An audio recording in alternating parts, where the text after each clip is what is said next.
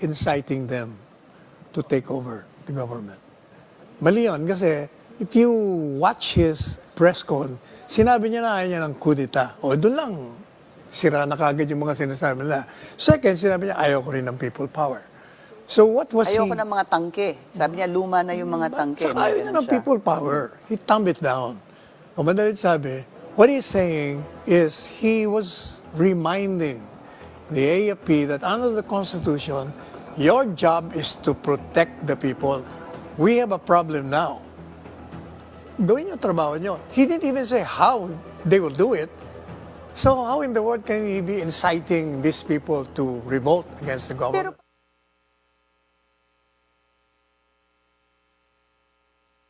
The military itself, the whole of the military, kasi sila ang supposed to be protector of the Constitution. Now tell me, kung protector sila ng Constitution, are they willing to still protect the president who is a drug addict for another 4 years? Ibig kong sabihin ang military, well, it's an option sa military. Hindi na sila kudita yung magpunta yung tangke digira na. Sabihin lang nila na ayaw na namin yung laro ninyo. Out kami dyan. Kasi kung walang military, yung laro nila, wala na. Tingnan muna natin si Digong. Tandaan natin, si Presidente Duterte, dating fiscal yan, abogado yan. So he's basically flirting with disaster, so to speak. Yes, but he knows what he's doing. Flirting with.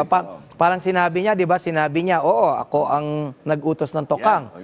Pero itong kaso na ito na inosente na patay, ikaw ba yan? Ay, hindi ko alam yan. Parang sinasabi niya, babaero ako, pero hindi ko babae yan. Sabi niya, guilt is personal. Guilt is personal. That has always been his rhythm.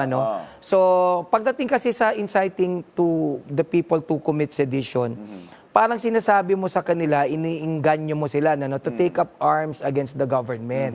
Na wala na tayong maasahan pa na bagay dito sa pamahalang ito. Yes, wala tayong pwedeng gawin kundi mag-aklas, hindi ba? Tutulan natin, alisin natin yan.